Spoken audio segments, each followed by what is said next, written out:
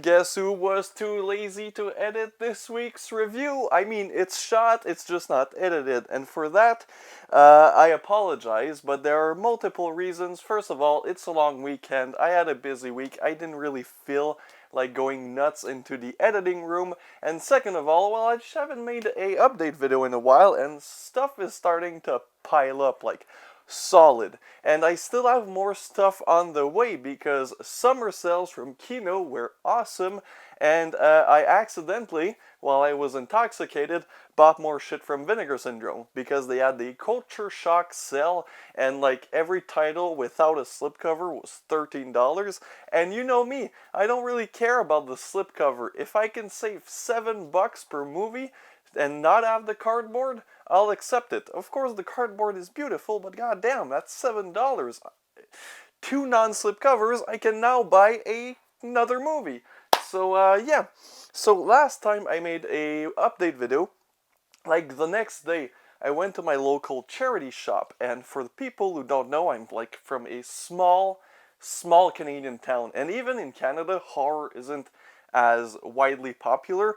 Think of that in a community mostly made of farmers and people who work for the government. So you can expect my surprise when I found this stack of really cool stuff. All DVDs, which is not as cool, but some really neat stuff that I really wanted. And again, I don't care about the cardboard, and I don't really care about the format. If I watch it on DVD and I like it and I find it for cheap, I might upgrade it, but I'm satisfied with DVDs. And the first one is a box set. Yeah, I found this box set in my small town, which put me on my ass. And that is the 3 Giallo collection. So this is a box set from, man, VCI. This is a pretty old box set. I think I can see the year. It's from 2007. And it is the films Blood and Black Lace by Mario Bava, of course, Watch Me When I Kill by Antonio Bido, and The Bird with the Crystal Plumage by, of course, Dario Argento. And I have most of these films. I have, of course, Blood and Black Lace, because it's one of my favorite giallos of all time.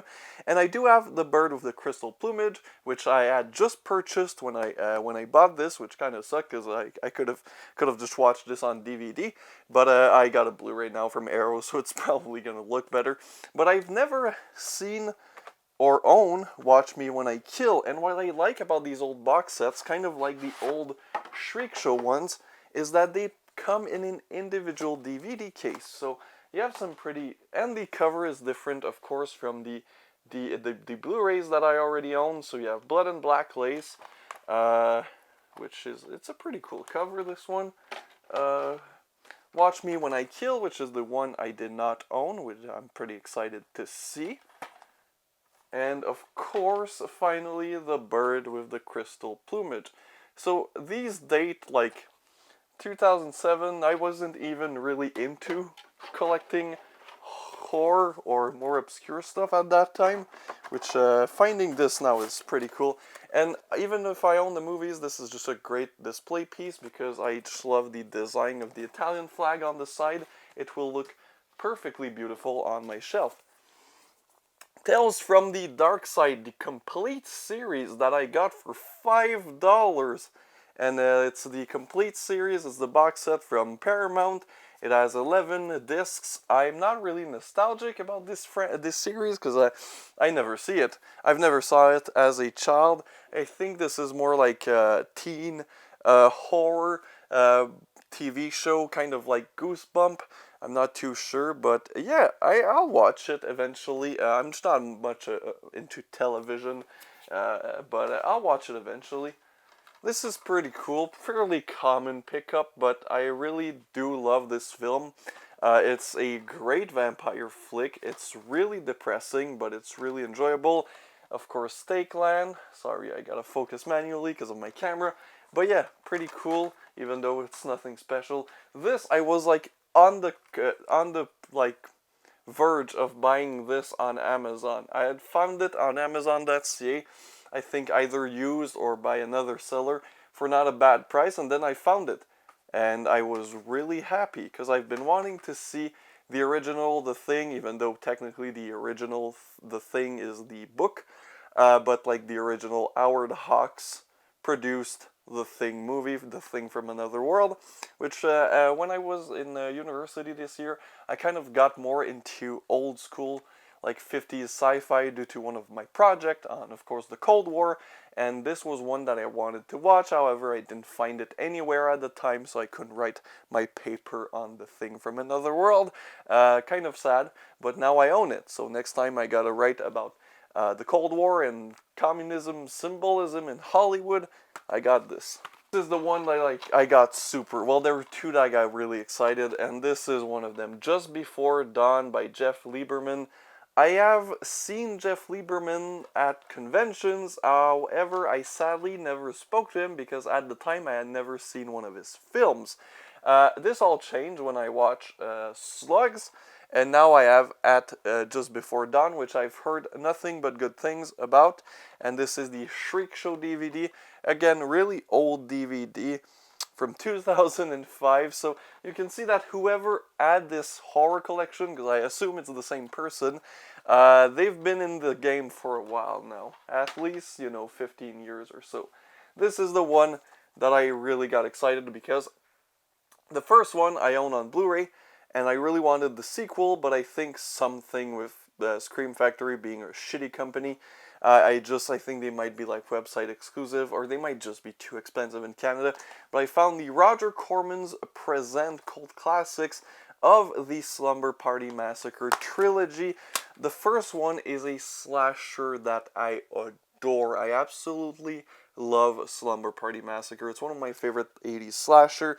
And the sequel I had never seen, which this is the disc for 1 and 2. The sequels I had never seen. I now have seen the second one, and I thoroughly enjoyed it.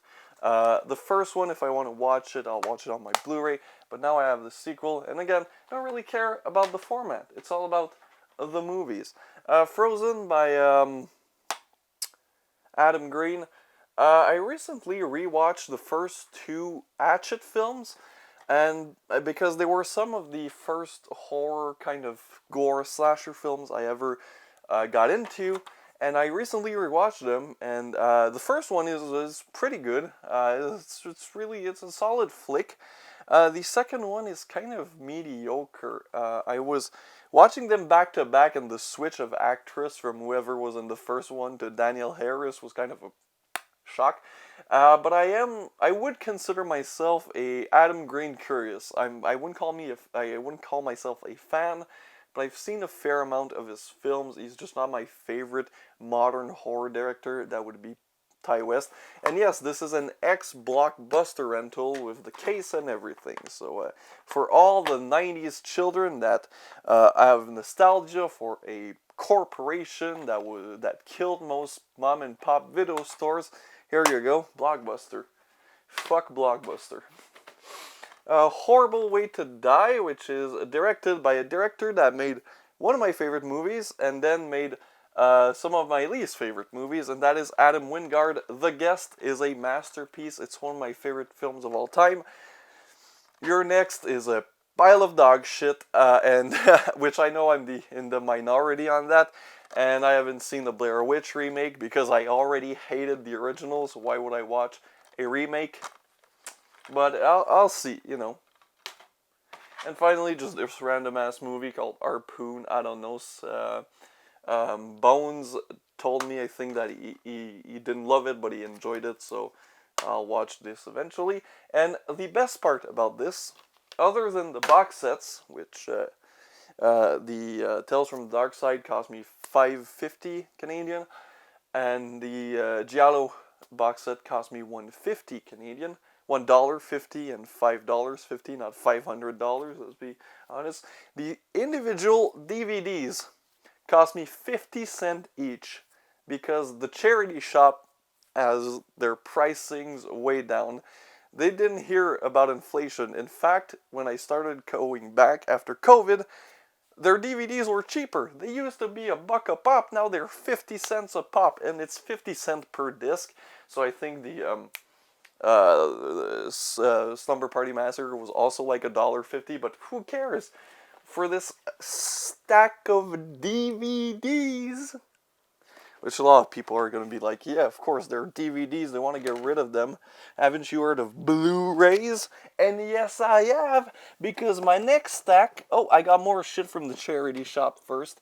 I just want to get, like, the charity shop stuff out of the way, I found myself in a used bookstore in, like, a small-ass uh, Anglo-Saxon town.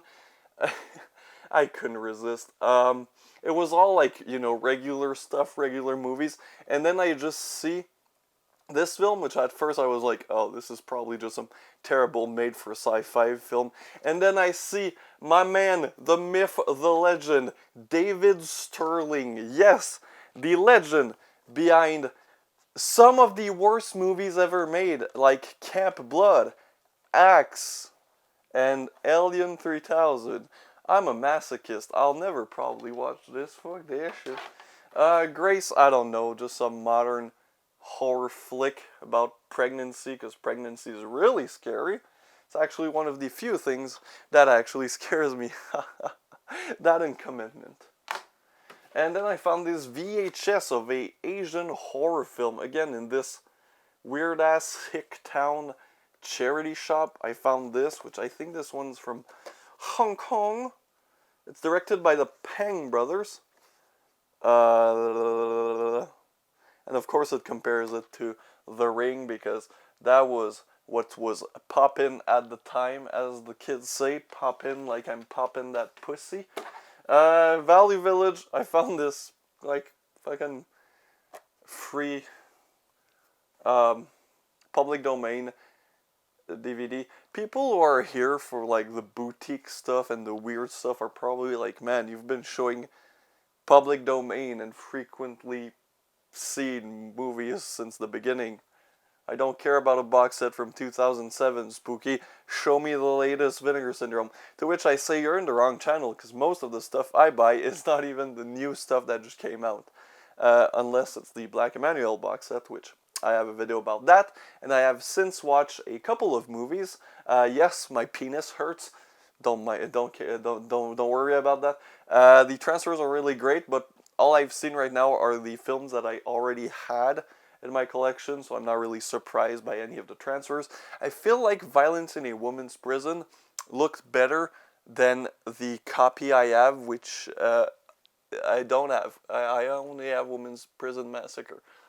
Did I'm eating air pussy. Bruno Mattei, where are you? Where are you? Women's Prison Massacre. Yeah. So I don't think I've ever seen Violence in a Woman's Prison, but so I've seen it, but somewhere, I don't know. But that looked better than the last time I saw it. Now we're ready for the Vinegar Syndrome stuff. So don't worry, people. This one I still haven't unwrapped. Continuing on my mental illness quest to buy Bigfoot movies. Here's 2 Bigfoot movies. They look fucking horrible. I'll probably never... Well, I watch basically all of my movies, other than, like, the standard shit that I pick up at, like, the charity shop. Everything that is boutique or that goes on this wall, if it deserves to go on this wall, I'll probably, most likely, will watch it. But, man, these look fucking horrible, and I think one of them is, like, a kid's film. Which, oh my fucking god, I already hate kids movies. If there is like a shitty Bigfoot kids movie, I want to shoot my own cock off. Why did I buy this? And one of them, In Search of Bigfoot from 1975, is like a pseudo-documentary. It's probably just a ripoff of Boggy Creek. And then Cry Wilderness is from the 80s. Why do I buy so many Bigfoot movies? The issue is, the Bigfoot movies I have right now, I actually really enjoyed. Either their Night of the Demons, which is just so fucking terrible, so god-awful that it's super entertaining, or the Yeti one that Vinegar Syndrome put out, or Creatures from the Black Lake, which I just really loved, and it's actually a good movie, and it's DOP'd by Dean fucking Cundy. The Killing Spree. Now, I know a lot of my friends do love themselves some Tim Ritter, and they do love themselves this movie. I enjoyed this film. Like, I really enjoyed Asbestos Felt looks like the after in the Faces of Meth pictures. But I didn't fall in love. I might need a rewatch. I was a bit tired. I had just come back from work and I had a long week, so might be just too tired. But I did enjoy it. I just didn't fall in love with the coco, as they say.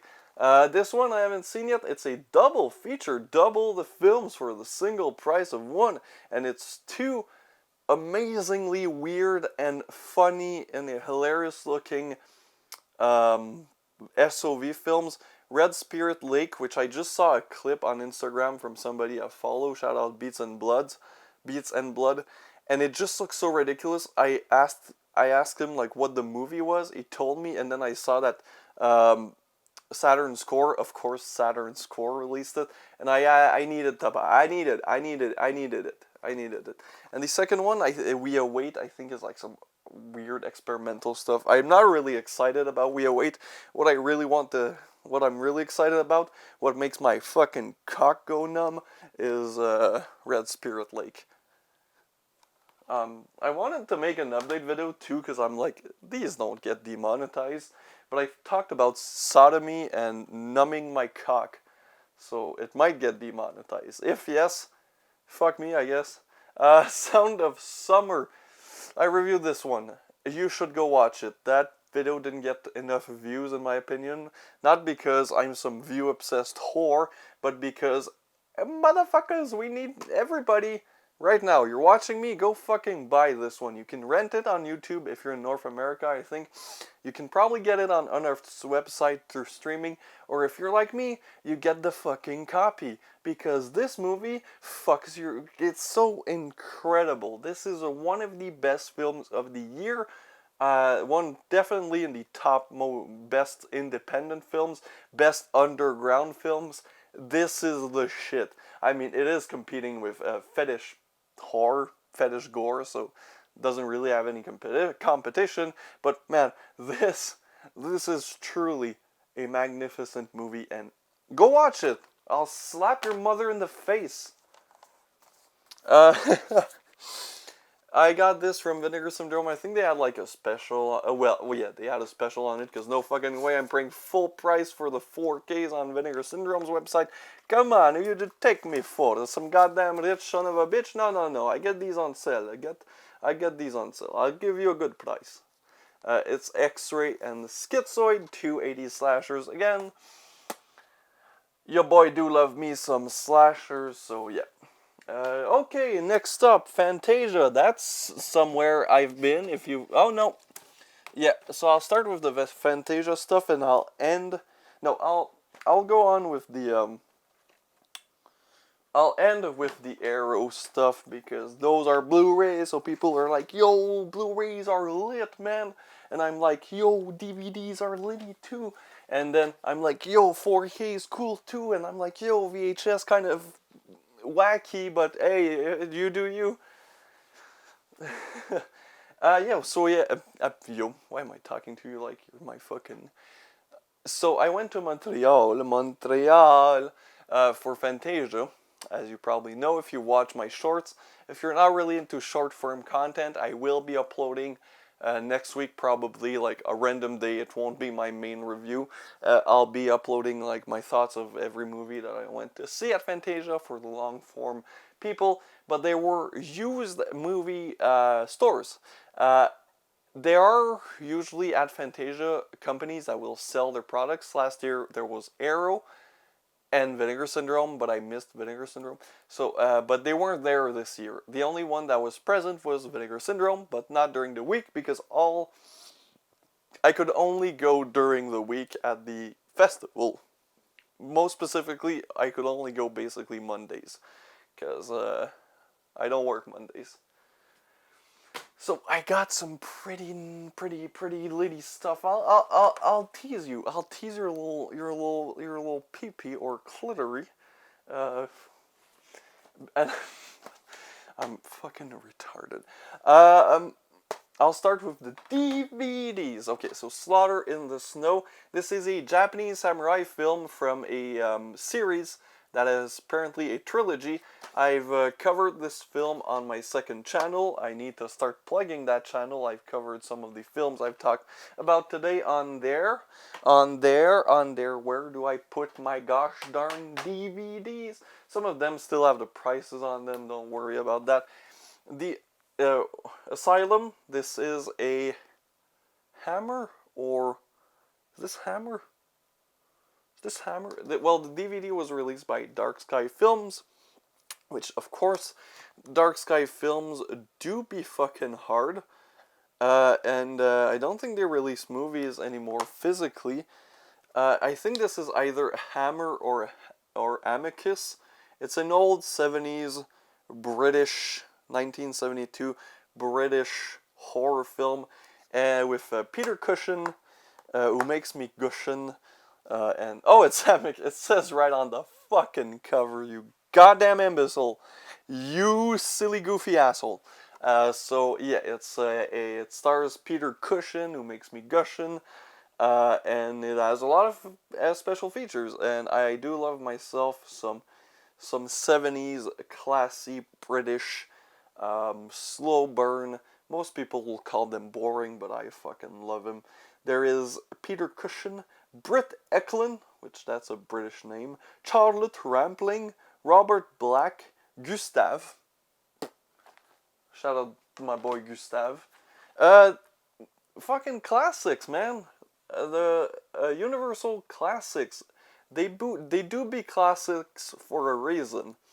I've never seen them. I've only seen, I think, Frankenstein, and yeah, that's about it. They had a bunch of these at the other store, but it was gonna be too expensive. They were about like $10 each, as you can see. This one was 10. I think most of them were $10. And I mean, I could always go back. These are not like hard to find. It includes The Invisible Man, The Invisible Man Returns, The Invisible Woman, The Invisible Agent, and The Invisible Man's Revenge. Oh, and sorry, and Abbott and Costello meet The Invisible Man. There's a few discs. And I got a few dicks. I only have one. This one's completely on the wrong side, so bad job, whoever put them back in the case. And I almost dropped it.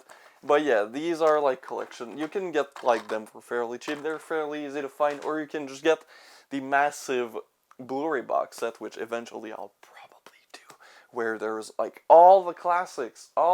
Speaking of classics, your boy is an educated gentleman, and I can't believe I found this in the wild, and especially the reaction of the lady behind the counter she said, "Oh, finally, somebody's buying that," which I don't know why, because this is a classic.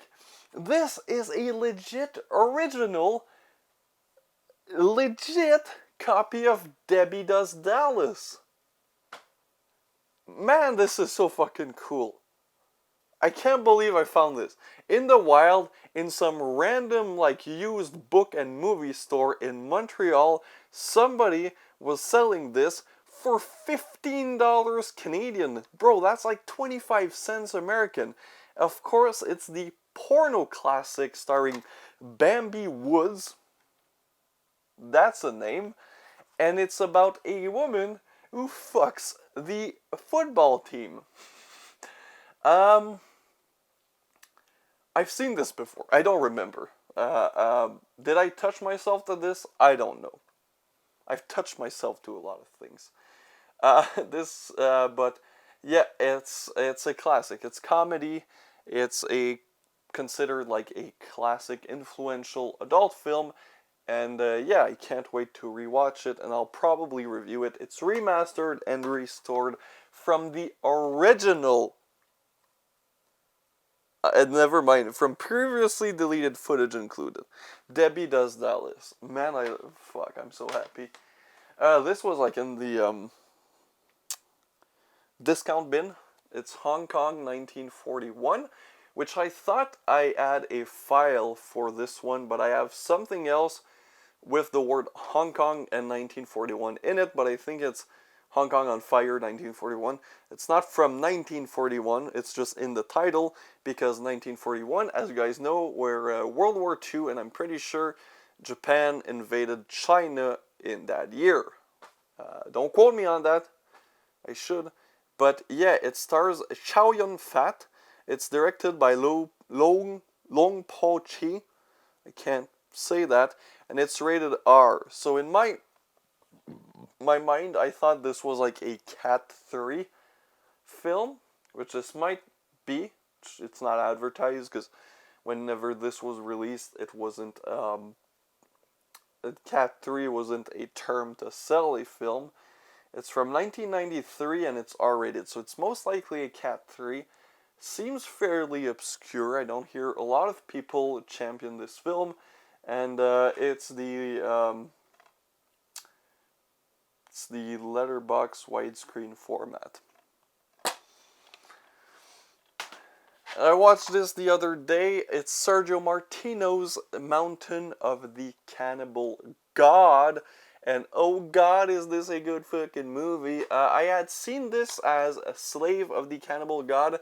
Don't watch that version. That version is complete garbage. A gabagool, it's garbage. It's fucking ridiculous. It's awful. But instead, watch this one. It was released by Blue Underground. I don't know if you can find it on Blu-ray. I don't know if it got re-released. I don't know fucking anything. It's Ursula Andress, and Stacy motherfucking Skeesh. And it's directed by Sergio Martino, which should already just be a selling point. He's one of the most underrated, underappreciated litty god of the Italian horror genre. And my cat is coming to say hi. She hasn't been in a video in a while, so I'm happy that she still cares about you guys. Yeah, she doesn't like me talking to the camera, but I like her, and I like showing you guys her anytime she comes in, even though she doesn't really like to be held that much. She always sniffs my face. Then she bops her nose. And then she realizes that I'm holding her. And then she has a life epiphany. And then she leaves. It's always like that whenever you see her in my videos. It's always, oh, I'm getting picked up. I don't mind it. Oh, now I don't. And then she, Anyways, Mondo Macabro, the slave. Can I show this on fucking YouTube? Oh yes, I can. So it's an Italian film I had never heard of, from a director, Pasquale Festopa Campilate, who I don't know who that person is. This is a erotic film from 1969. Already that makes my cock hard. And it's S&M fetish shit, I guess, from 1969. It's sex. I don't know, man. It's. My cat is fucking up a carpet in the bathroom, which I really just hope she doesn't eat the goddamn spider plant and pukes it up right after, like she did this week. Finally, from the Montreal Fantasia, this I didn't know what this was when I saw it, because it was behind the counter, you know. Their rare stuff was behind the counter. And this was it, and I thought it was something else, because the title's in Spanish. It's Severin Film, so I knew I wanted to at least look at what it was. And what it was a piece of the puzzle that I'm missing in my Video Nasties collection. I didn't own Mardi Gras Massacre, and it's one that's just been coveted by me. Code Red released it. Then it has Code Red stuff usually do be going out of print. It got too expensive, and then Severin was like, Bill, fuck you. We take those, and they took those. So Mardi Gras Massacre. I haven't seen it yet. Finally, the summer sales of Arrow, because they ship them out way quicker than Kino did. I'm still waiting on that, so a video like this might be sooner than later. Uh, and I bought a kind of decent amount of stuff. Again, Arrow is a company that I adore. By the way, I don't want to sound like I'm bashing them, but I do own most of the stuff from them that I want. I have been collecting Arrow ever since I got a region free player, and even before that. So, I have a lot of Arrow titles, so whenever they have a sale, I don't really get excited. All I do usually is I go there, I see what I want that I don't have, which is not a lot of stuff. Again, I've been collecting their stuff for so long, but they have other labels like Third Window Films, and that label I don't own a lot of stuff from. Well, I own a lot of stuff from. It's kind of to the point where I'm at with Arrow, where I got most of the stuff from them that I want, but I still try to get one thing or two, especially because the prices are always really good. And this is a crime thriller, Guy Ritchie-esque action film from Korea. I haven't seen it yet, because, well, I just got it in. You're probably like, this is no excuse, you should only be watching movies, Spooky Celluloid, which that's what I do. I'm almost at the end of my collection. I built these shelves last in 2021. And I'm almost done. Anyway, A Tale of Two Sisters, which I think has like a beautiful over-the-top release, but I don't care. I just want the movie. I really just want the movie, and I do love the Arrow case. I've never seen A Tale of Two Sisters, which is probably surprising to a lot of you, because I do love myself some Asian cinema, especially Asian horror, especially Asian weird horror, and this is classified as that, and it's Korean, and it just looks wonderful. I can't wait to see it. My only problem, it's Korean. Okay, 114 minutes. That's not too bad. That's not even 2 hours, which is surprising for a Korean film. This one I was really excited because I like gialli. And there are few and far. There are few gialli that I don't own from Arrow, and this was one of them, because I thought this was completely something else. I thought this was like a J-horror film, which I would have still bought eventually, but yeah, this is a giallo. This is actually The Bloodstained Butterfly, which is a beautiful title. This is a pretty cool release. It's an older one, because you get the Blu-ray and the DVD. Yeah, this just really excited about a new giallo that I haven't seen.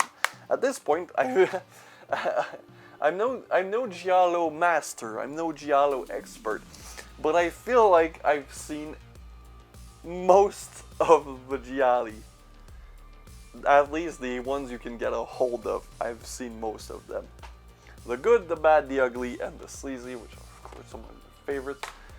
This movie is pretty fucking cool. It's Horror Hotel. You might be more familiar if you've seen it on Tubi as City of the Dead. This is an old 1950s, I think, 1960. So right around that start of the era of European cinema kind of invading in the best way possible, because goddamn, I do love myself some European horror. This is a British film. It has Christopher Lee, of course, like most British horror films. And yeah, it's just a cozy, black and white, atmospheric. There is a load of fucking fog in this. It's like filled with fog, and it's pretty amazing, honestly. It's not the best movie ever made, but man, it's a really enjoyable one. And I wanted it on Blu-ray, because Blu-ray, and finally, because Arrow, please, for the love of God, put the fucking English title on the spine. I don't like your original cover art, don't take it personally.